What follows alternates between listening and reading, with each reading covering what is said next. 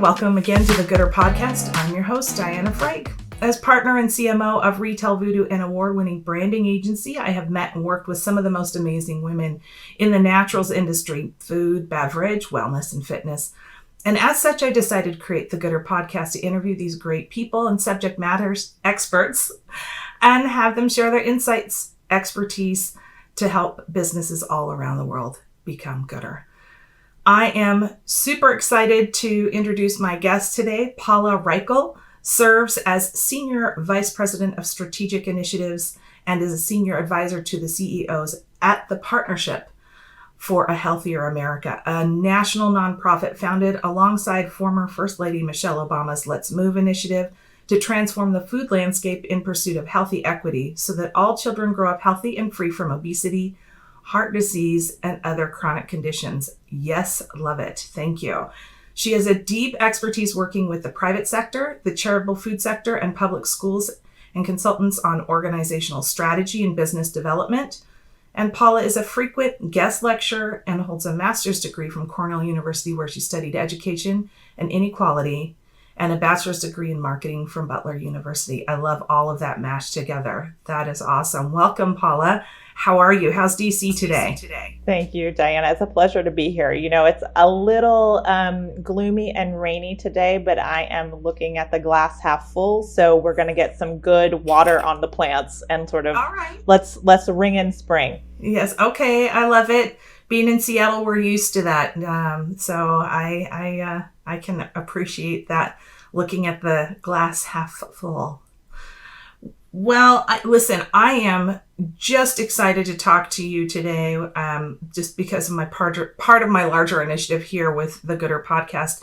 And really one of the reasons I initially reached out to you was my interest in having kind of an outsider's view on what is happening within the naturals and better for you world, sort of what you see, how we're doing it good, how we could be doing it better for our consumers and people at large. But before we jump into that, maybe you can remind us, most of us, when and why Partnership for a Healthier America started and what was the high-level goal?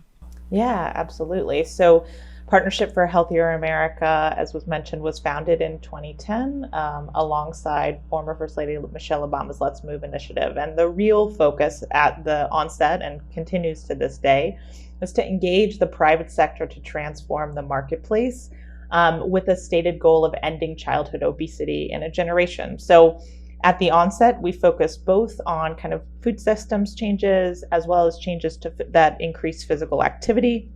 And over time, we really focused in on where we knew we were having the biggest impact, which was on food and diet quality. And since then have taken a really holistic view of how do we transform the food landscape so that we can reduce health inequity, which is such a huge problem to this day. Yeah, absolutely. And tell me, how does the CPG, or consumer packaged goods, for those that don't know the word or the acronym, how does that CPG relationship fit into the overall conversation, or how are you working, or how do you like to work with brands? Yeah, I love that. When I started at my job, I was like, what is a CPG? And I quickly learned all of the jargon and acronyms because CPGs have historically played an oversized role in PHA. So what I would say is, you know, it's been we're now in 2021, almost 11 years.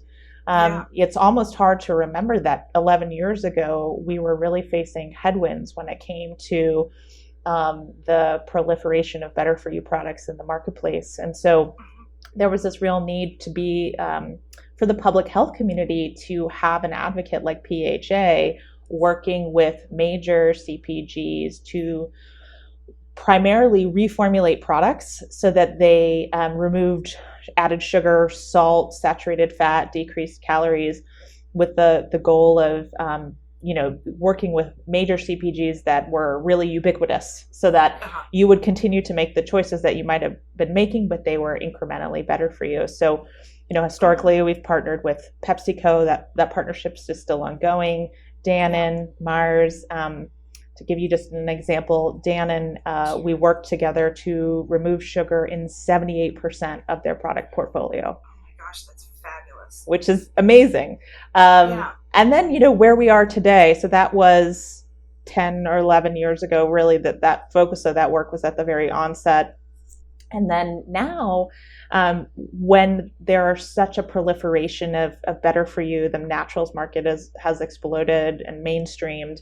What we see is really utilizing diverse CPGs, smaller CPGs to try to carry forward a bigger message. So one example of that is this really great initiative we have right now called Veggies Early and Often, which is about how we raise a generation of veggie lovers, particularly with a focus on healthy palate formation among infants and toddlers. Yeah, so we're working with amazing baby food companies to become veggie-led, meaning vegetables as the first ingredient.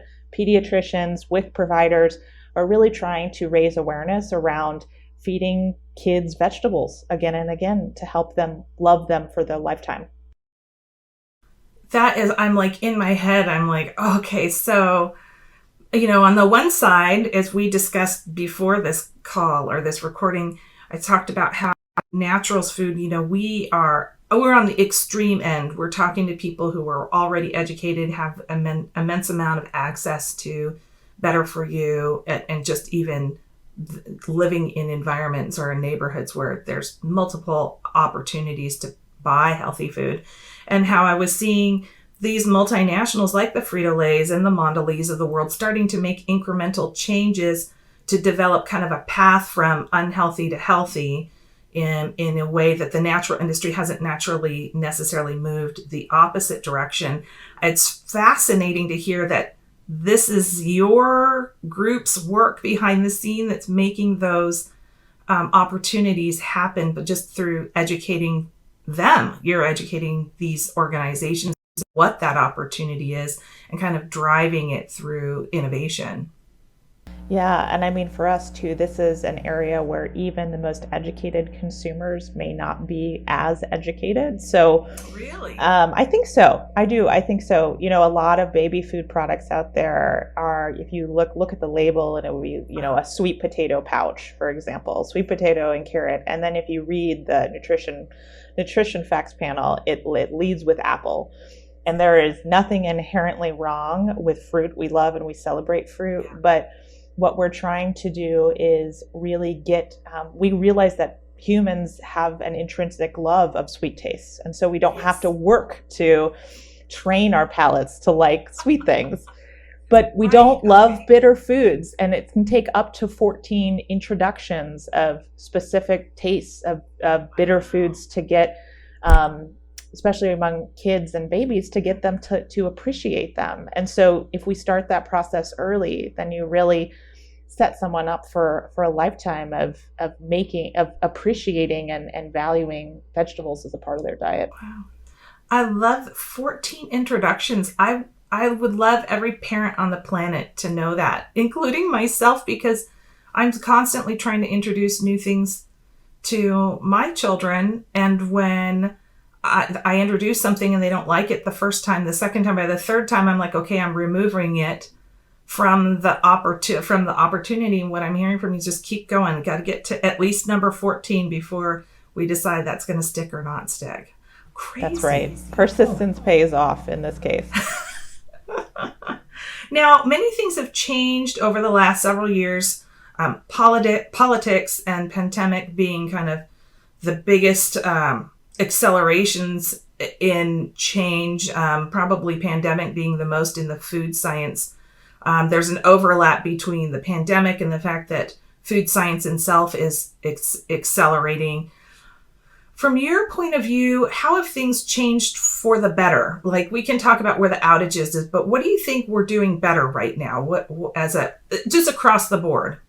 Yeah, absolutely. Well, there's so much positive change really to dwell upon. So I'm going to speak a bit more in generalizations here, because as I think about my work, it's really about the generalized movement that's made a significant change. But, the biggest thing is that there is just mainstream awareness right now that food is critical to health. And that didn't exist over 10 years ago. It existed among certain subsets of the population, but not this broad consumer movement that we see now, that is also now on a nascent stage of embracing not just how food contributes to individual health, but how it contributes to planetary health. And when you eat the foods that are good for your health, it's also good for the planet. So, I think the major benefit is the mainstreaming of this concept of the availability of these foods. The incredible proliferation in the marketplace is a good thing. It really is. The fact that you can go to a mainstream grocery store and find choices that enable you to adopt different dietary patterns and to try new things, like go vegan for a day, eat a bit more, eat less meat, be a flexitarian, be a pescatarian. That's an amazing opportunity for everyone, all the consumers across the US. And I think too, one of the things that's been important in the movement is to move away from healthy. So I laugh because here I am working for an organization called A Healthier America. But what we realize is in consumer science, healthy is not a good term.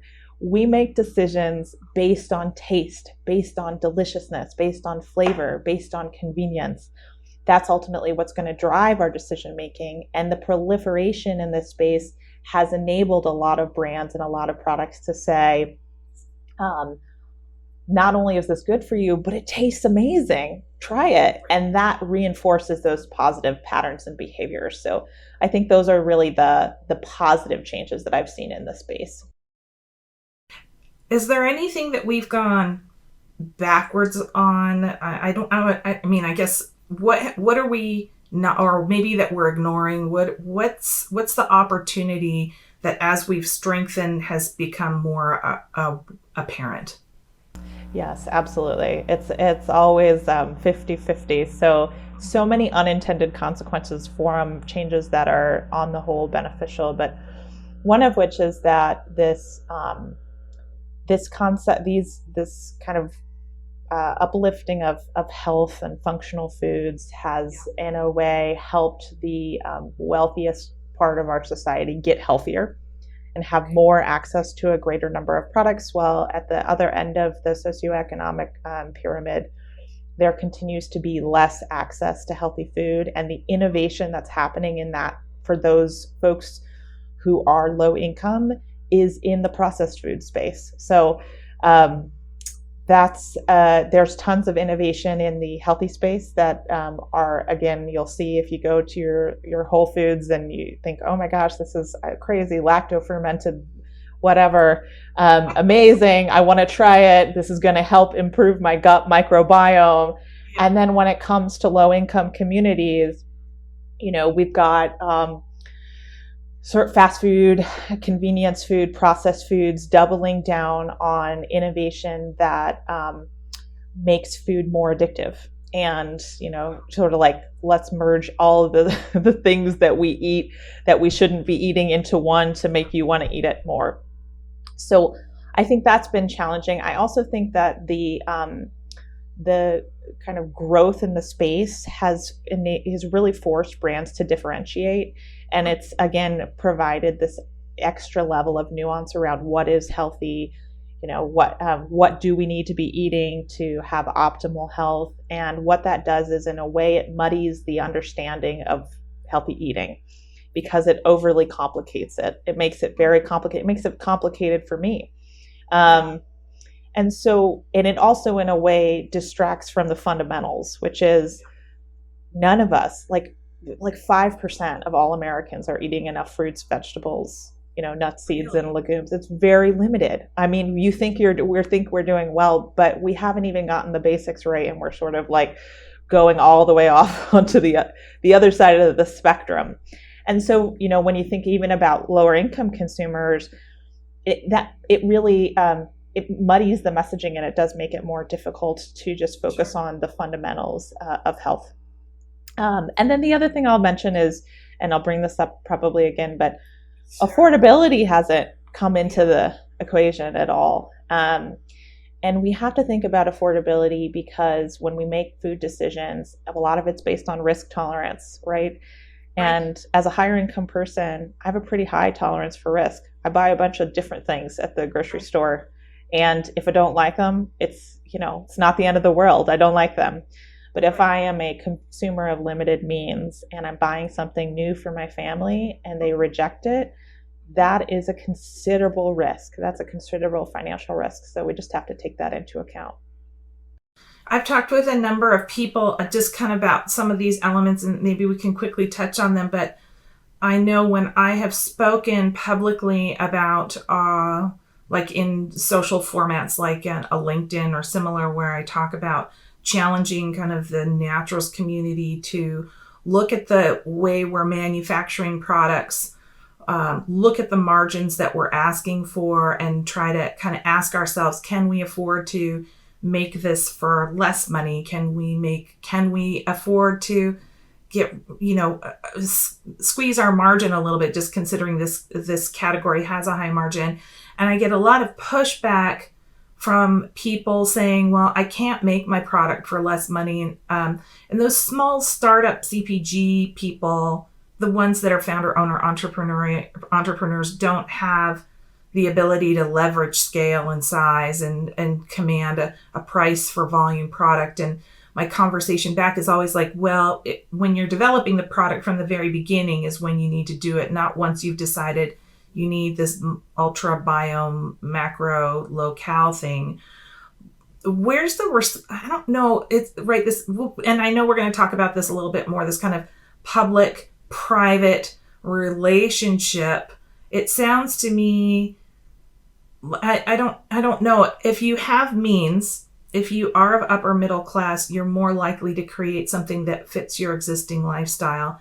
And so then we've got this other group of people that doesn't have access to even the idea of how to start up a CPG, or where to find financing, or how to run a company that could have the most opportunity to kind of start breaking away and creating those products. Like, how do we, I don't even know how to phrase that question a little bit, but it just feels complicated. Maybe that's because I'm on my end. Is it as complicated as I'm thinking? It is complicated. No, it's absolutely complicated. And that's why we're seeing the outcomes that we see today, which is people of higher means or right are creating products that speak to their lifestyle. And they also have the ability to either have the means or the ability to find financing to be able to take their vision and create it and make it a reality.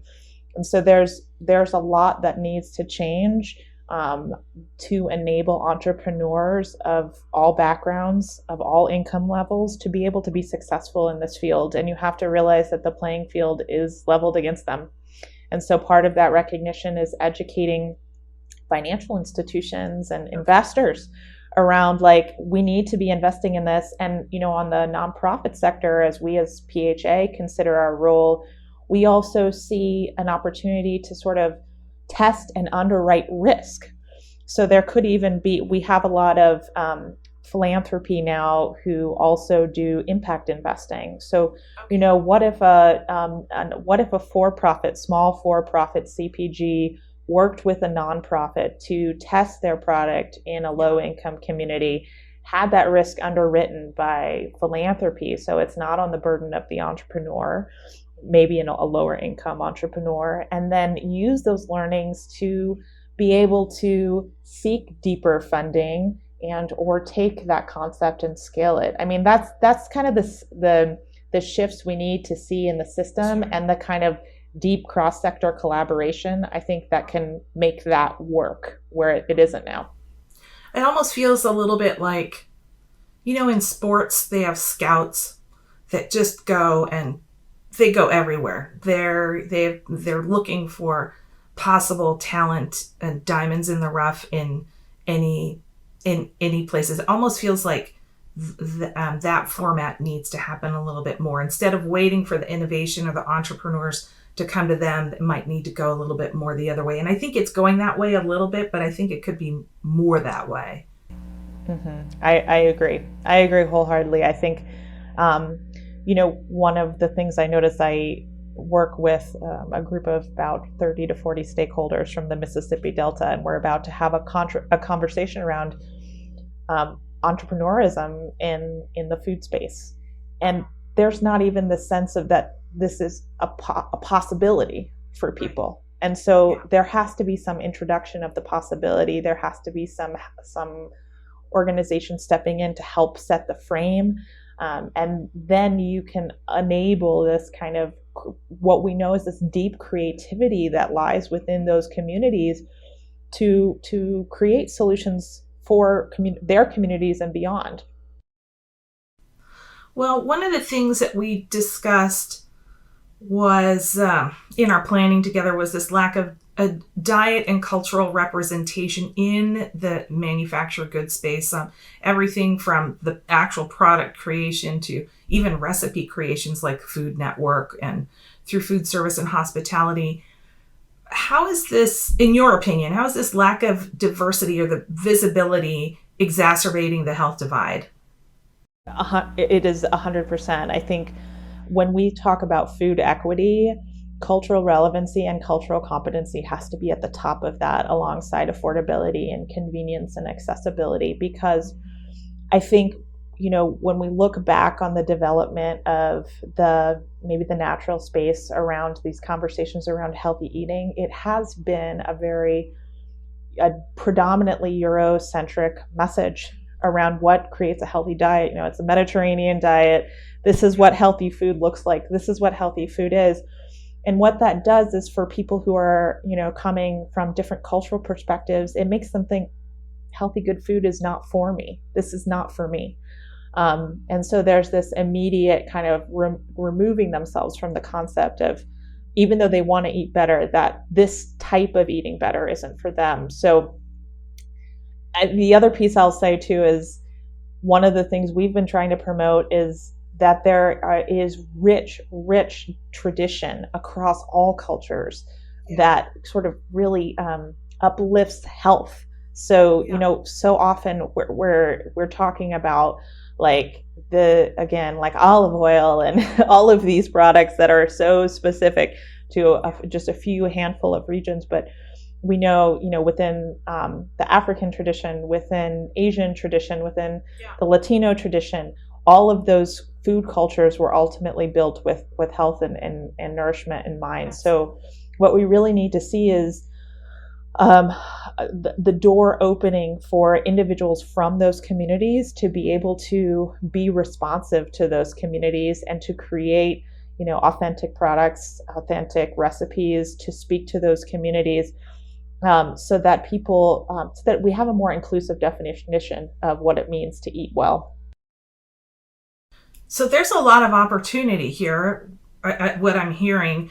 What do you think, what is it that we need to hear?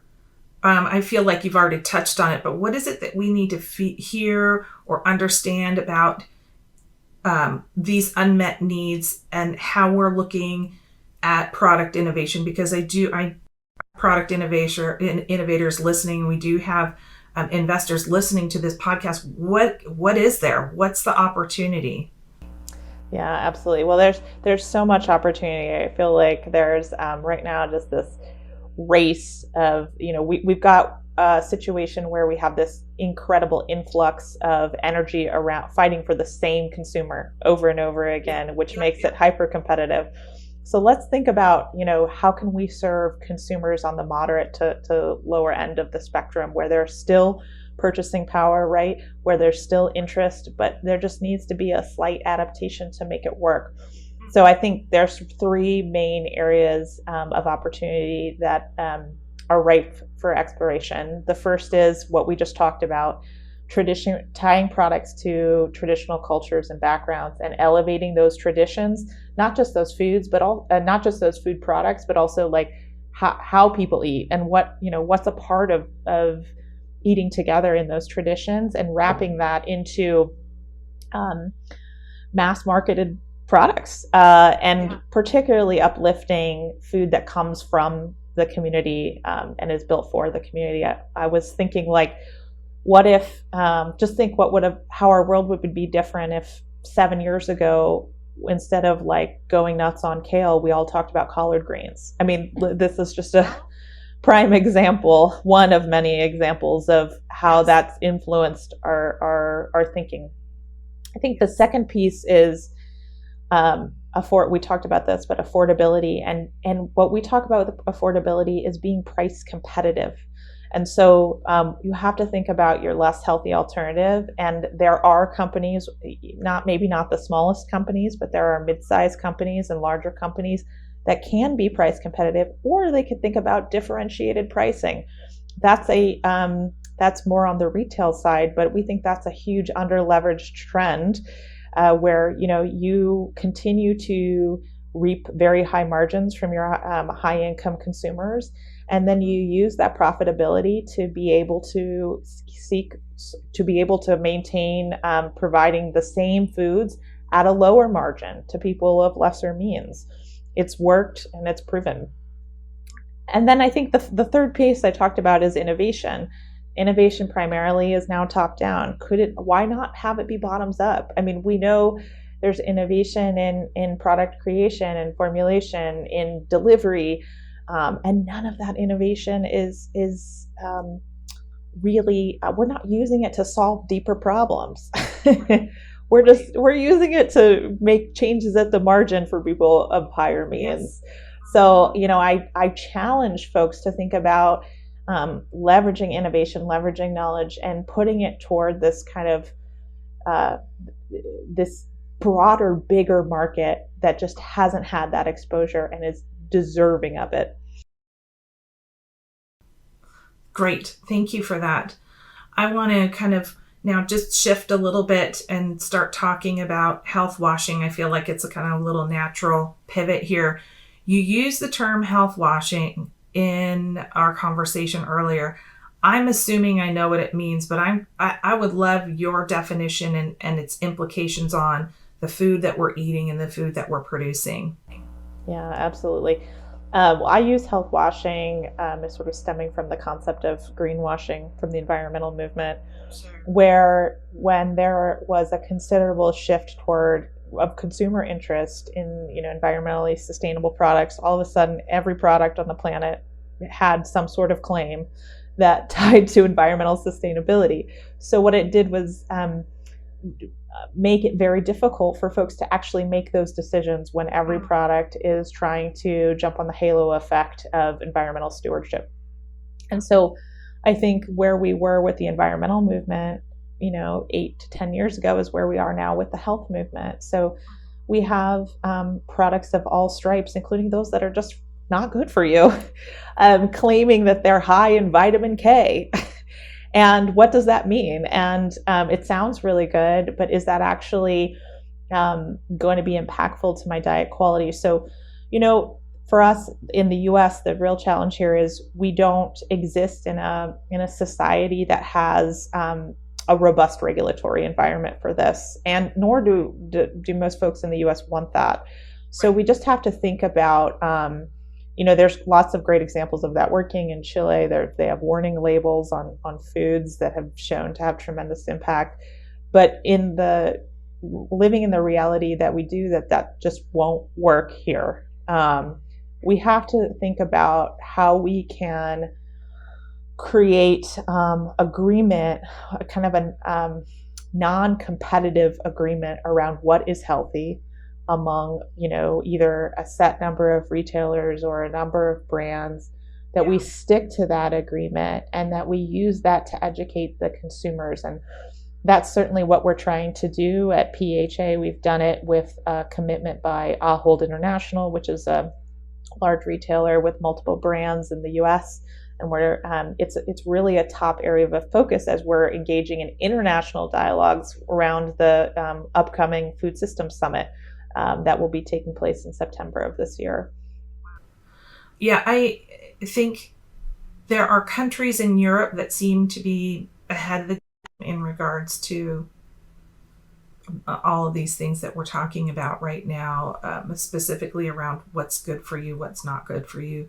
The health washing thing, I think, is challenging because organizations don't want to necessarily, professional organizations don't necessarily want to hold the proverbial feet of the brands to a fire that says we all are going to say this, because there's this, nobody wants to kind of make waves because of the financial implications, either to the organizations or the brand. So it's tricky, and I can appreciate the challenge that you as a team have in kind of nurturing the conversation along. However, like you said, as we look back, how far we've moved from, 11 years ago is pretty seismic in a pretty big structure.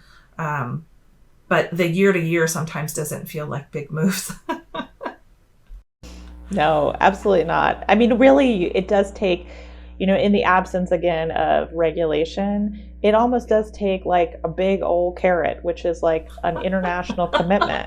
Yes. Carrot, literally, like a big old carrot to say, hey, this is something great that we can all align around. This is pre-competitive, let's, and there's also, the consumer pressure for companies to be doing the right thing. So it's a benefit for companies to be stepping along, to be stepping out and to be working together on the forefront of this. So I think that movement is possible. I do think it's challenging, but I think it's possible. Yeah.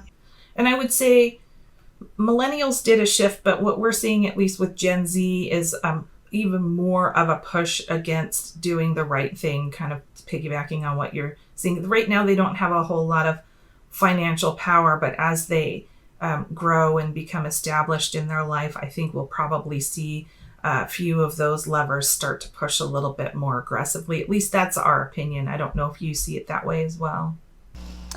Yeah, absolutely. I mean, I think that's what I think that from what I've heard around Gen Z, they're also going to be a slightly more price sensitive, and it may not even be related to ability to pay as much as to just growing up in the midst of some huge financial challenges. So I do think every preceding generation is going to continue this movement, and so it's incumbent. We're not going to see a revision. We're not going to see a movement backward. Let's just say that we're not going to see a movement backwards. So, it's to the benefit of the company to align with the direction of the waves and lead it. And then you have even more power, in my opinion. That's another conversation over a glass of wine, I think.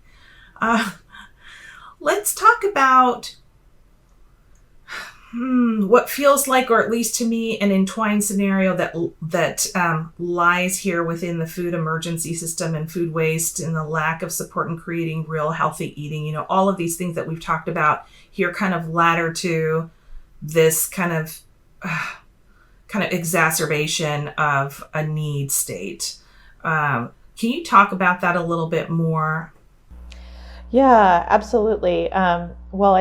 First of all, the food system in the last 50 to 60 years has gotten just incredibly proficient at producing junk food, highly processed, shelf-stable foods that can move across the country in an instant, that end up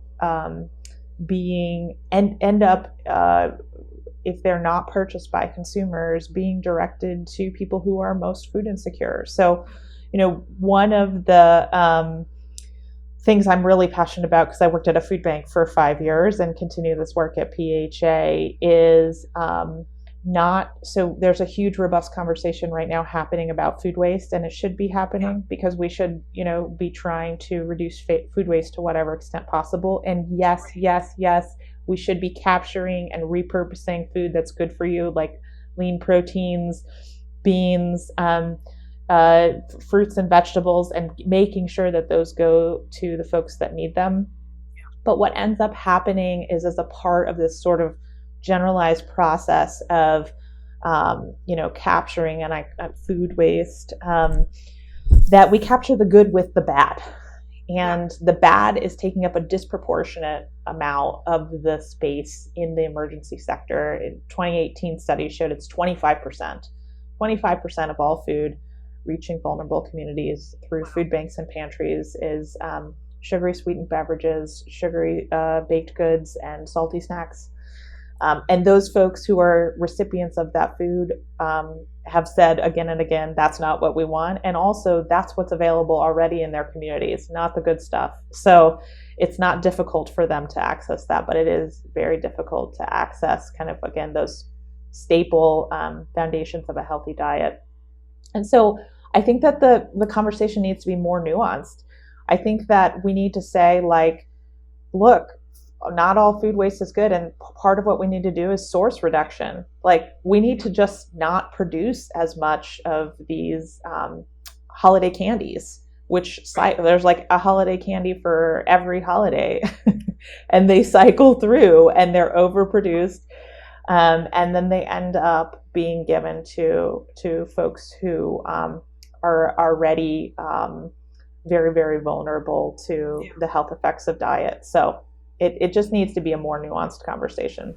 Yeah, I think, when did you say that 40% of all, did you say 40% of all produced food goes to waste? Is that right? That's not me, but that is I think that is the national statistic.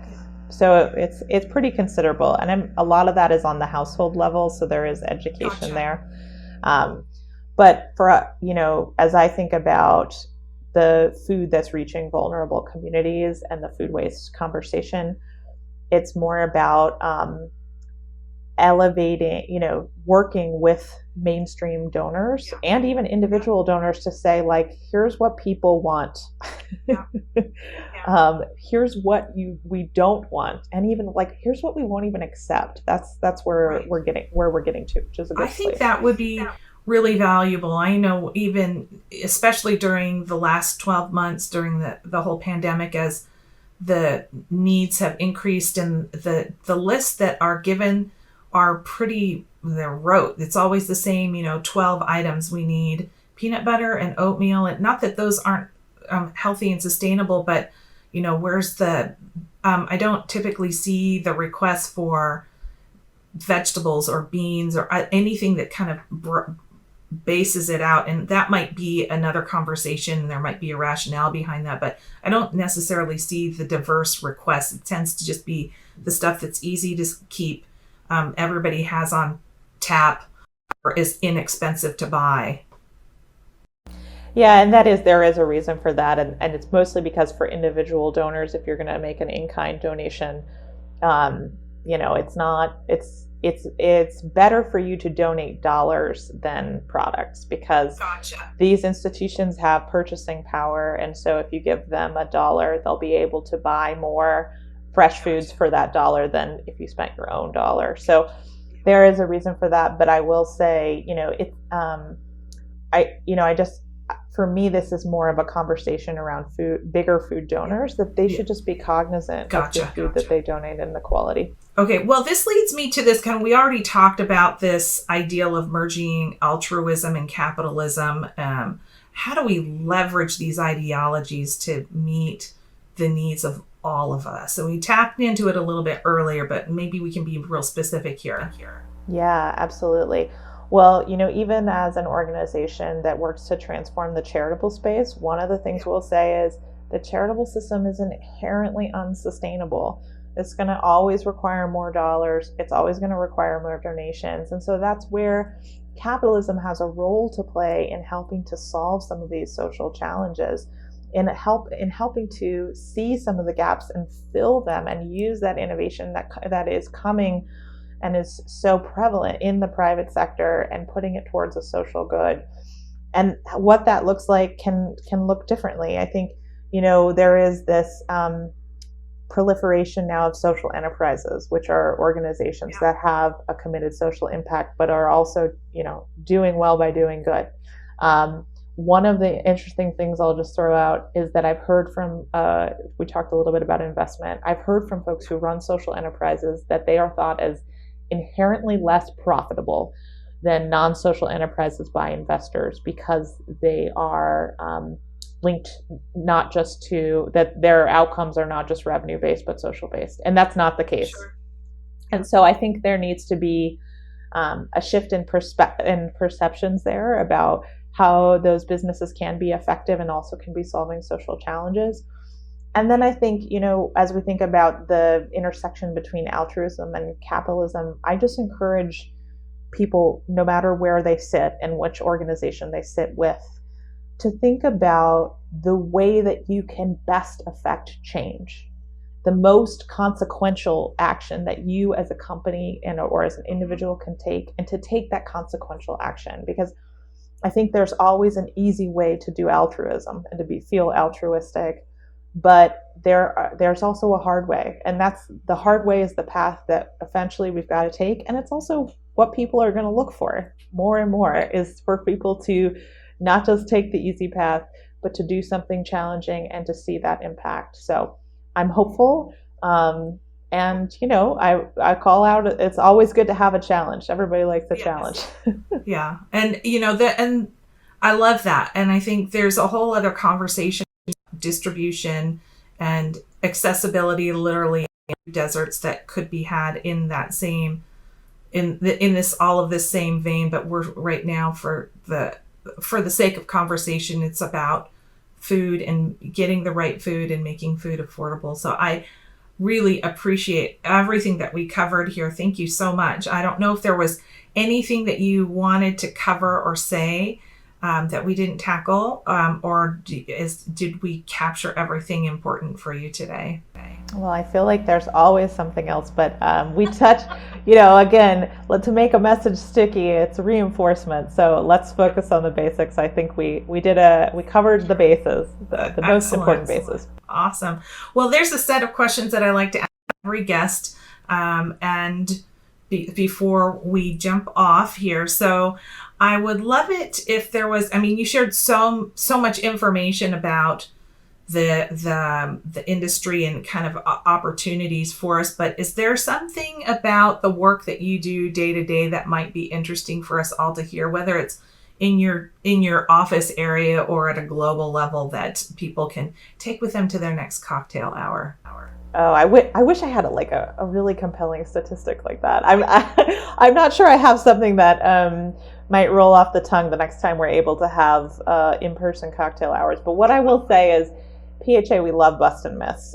We're all about it. We're all about, saying what's an common assumption people have, and let's bust it. And, the one myth we've busted during the pandemic is that lower income people will not pay for produce. In fact, we showed that after giving them a risk-free trial, 12 weeks, fruits and vegetables, again, that habit, over 80% of people want to eat more fruits and vegetables on an ongoing basis, and 50% of them are willing to pay the wholesale cost. So price is the biggest barrier. The second piece that was a revelation to me as of this week, this Tuesday, was that there may be this assumption, and this is I'm still feeling this out, that lower income communities don't care about local food. So when we talk about, trends that feel old to us, probably in the natural space, local food is a trend that feels real old. But what you realize is it's not promoted. And it may be because people think people who are price sensitive don't care about buying local. And that is just the exact opposite of what exists. People want to buy from their neighbors. They want to support their communities, no matter what station you're in or where you sit. You want to do that. So that's another one of those untapped market opportunities that was just a mind blower to me, to think, how long in the space we've been promoting locally sourced foods, and yet there's a whole group of consumers who's not getting that messaging at all. Or very limitedly. Yeah. Interesting. Awesome. I love that. Tell me what other women leaders or rising stars you are wanting to elevate at this time, people who are having an impact in either the work that you're doing or even in CPG. Yeah, absolutely.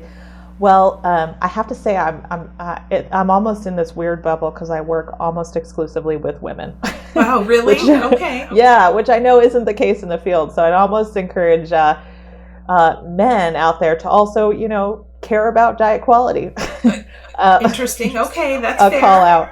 Yeah. But what I will say is I work with such amazing women, and I've gotten the opportunity to interface with so many. But at this point in time, I just want to, recognize two emerging leaders who I'm working with in Mississippi right now. Yasmin Malone and Emily Shai, they are two of our Mississippi Delta Food Systems Fellows. They are both seniors at the University of Mississippi, and they are giving their time and energy to work across this community and transform the environment to improve health and community ownership. And those women are outstanding. They're so creative. Tyler's our third man. I'll say he fits the bill too, but in the line with women, love them. And I am just always impressed, college students, how much amazing energy and thoughtfulness they bring to the dialogue if you just take the chance to engage them. I love that. Lovely. I can't wait to learn more about them. I'll go and take a look out there. What brands or trends are you watching? What's fascinating you? What are you hopeful for? Yeah, I think, I try to keep my eye on all the trends, and there are things that we know we're just going to grow. So plant-based is going to continue to proliferate, and we're tracking that, and excited to see again that the mainstreaming of that over and over. I think the trend I'm most interested in, and this relates to the pandemic, is how our habits around cooking at home how sticky will they be as things return to normal. So we know that, the more you cook at home, the better your diet quality, just general research. And so I'd love to see CPGs and others being responsive to that and helping that trend persist, even as we're able to break out from our houses and experience the world again. Eating at home just has so many benefits for families, for individuals, and so let's help that become a part of who we all are moving forward. Yeah, I'm curious as to how that's going to happen. I suspect I personally think that there's going to be a shift once things open up, and I think there will be a lot of people eating out and then going, oh, I kind of enjoyed making meals. I think it'll swing and then it'll come back is what I speculate, but I who knows, right? I agree. I mean, there's nothing I want to do more than just have a meal in a restaurant and not be fearful for my life. So I want that too. But yes, I think that this has really demystified cooking at home. So hopefully it will open the door. Agreed. How are you keeping yourself centered and sane these days, right? Especially in the world that you're working in. Yeah, I wish I had some amazing trick or tip that would be just revolutionary, but unfortunately I am doing the same things we all are. I have a dog who's currently in the office with my husband today, who I take on 45-minute long walks every morning. It's great to clear your head, good to be out in nature, hike a lot. Can't wait to be in the garden. Can't wait for spring. I've grown my own food for years, and I would encourage everybody to do it. It's so rewarding, and it's super meditative to do it. And then, the other thing that I think the pandemic has allowed me to do a little bit more voraciously is read. So I know that's strange. I've got a lot of throwback habits. Let's just put it that way. It's not strange. In Seattle, we are readers around here. So I make an assumption that everybody is, of course, right? That's how bubbles work. So I mean, I think the volume of reading I've been able to do, but I find honestly that we're all on our screens so much that screens aren't a form of escapism for me, but books are. Great book is the best form of escapism. So agreed. Well, the last thing I'll ask is, if anybody wanted to reach out to you, what types of conversations are you interested in, and how can they get in touch with you? What's the best way? Absolutely. Well, I never am one to turn down a conversation, because you never know what you'll learn. Even if you are unsure, it's always good to just engage with new people and get new ideas. So I would encourage anyone who wants to reach out to me personally or to think about working with PHA to just send me a note on LinkedIn. I'm actually fairly responsive there. You can also send me an email at PREICHEL@ahealthieramerica.org. Paula, I am just, first of all, honored and so thrilled to have spent this time with you. And I thank you for sharing this information with the community. I think there's just just more and more opportunity that we can create that visibility around what's possible and meeting those unmet needs, using the superpowers of our industry and looking into what the needs. I think it's just great. Thank you so much. I really appreciate it. Well, thank you for having me. I really enjoyed it. Of course.